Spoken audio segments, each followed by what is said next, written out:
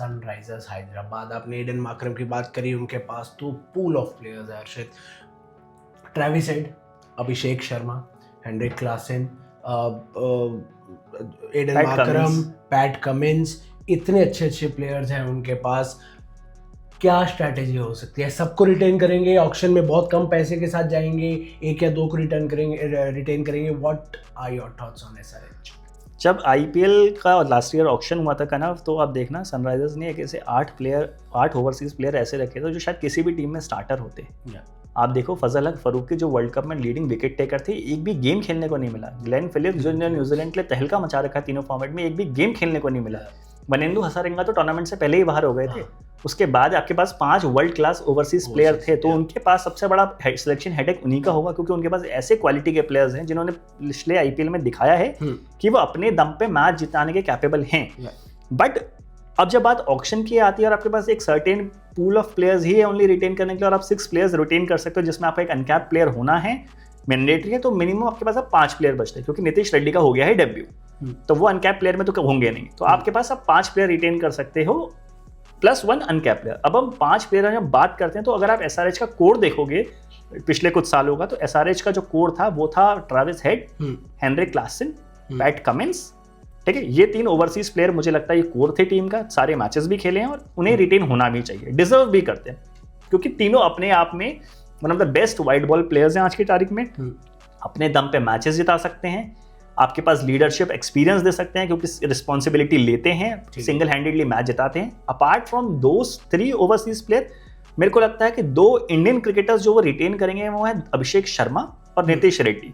अभिषेक शर्मा और नीतीश रेड्डी इसलिए क्योंकि भाई पिछला आईपीएल बहुत अच्छा किया है, उसके बाद इंडिया डेब्यू करने का चांस मिला है, इंडिया के लिए अच्छा किया है। अगर आप नीतीश रेड्डी का वो second T20 India against Bangladesh जहां हमने 74 बनाया और साथ में 2 विकेट लिया, वो ऑस्ट्रेलिया जा रहे हैं बीजीटी के लिए, तो इंडियन टीम भी उनको देख रही है। He is just 21 years old. Age बहुत बड़ा फैक्टर उनके साथ काम करता है, लंबे समय तक फ्रेंचाइजी को सर्व कर सकते हैं। Same goes with Abhishek Sharma as well. Abhishek Sharma is 24 years old, India के लिए T20 में 100 बना चुके हैं, अटैकिंग 224 के स्ट्राइक रेट से आईपीएल में रन बनाए, मोस्ट सिक्सेस का अवार्ड मिला, तो वो भी डेफिनेटली रिटेन होने वाले हैं। तो ये मेरे को लगता है ये 5 प्लेयर जो वो रिटेन करेंगे ही करेंगे।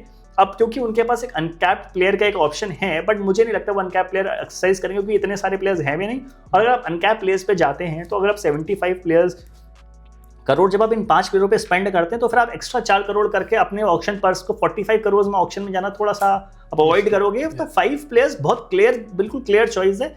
ये देखना जरूर इंटरेस्टिंग होगी, फर्स्ट रिटेंशन, सेकंड, थर्ड कौन होता है, फोर्थ, फिफ्थ कौन होना है। मेरे हिसाब से शायद नीतीश रेड्डी 5th रिटेंशन या थर्ड रिटेंशन, जिनको 11 करोड़ मिलने वाले हैं वो, अभिषेक शर्मा और मे बी ट्रेविस हेड को 14 and Pat Cummins and Heinrich Klaasen 18 crore. मुझे लगता है शायद ये हो सकता है, या फिर पैट कमिंस और हेनरिक क्लासन या जो भी, वो उनमें से ही कोई 18 करोड़ और 14 करोड़ वाले स्लैब में आएगा। तो मेरे को ऐसा लगता है बहुत क्लियर है इनका। तो शायद मुझे लगता है सबसे क्लैरिटी यही है, क्योंकि जो आप कोर प्लेयर को रिटेन करोगे ना, आप ऐसे प्लेयर्स को रिटेन करने की कोशिश करते हो जिनसे आप फ्रेंचाइजी का फ्यूचर बना सकते हो।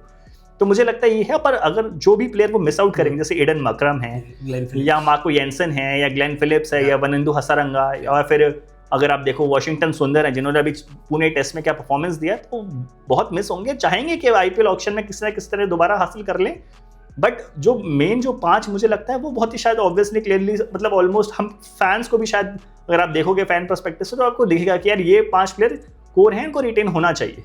और ये जो कुछ प्लेयर्स, हालांकि बीसीसीआई ने रूल निकाला है कि ऑक्शन के बाद आप मना नहीं कर सकते आईपीएल खेलने से, 2 साल का बैन लग जाएगा, पर ऑक्शन से पहले आप कर सकते हैं। तो ऑस्ट्रेलियंस यूजुअली हमने देखा है, पिछले आईपीएल में पैट कमिंस आए कैप्टन बनने, लेकिन आईपीएल के तुरंत बाद T20 वर्ल्ड कप था, तो बहुत Australian mindset is preparation, they wanted to prepare for the T20 world cup. Mitchell Starc आए बहुत सालों बाद।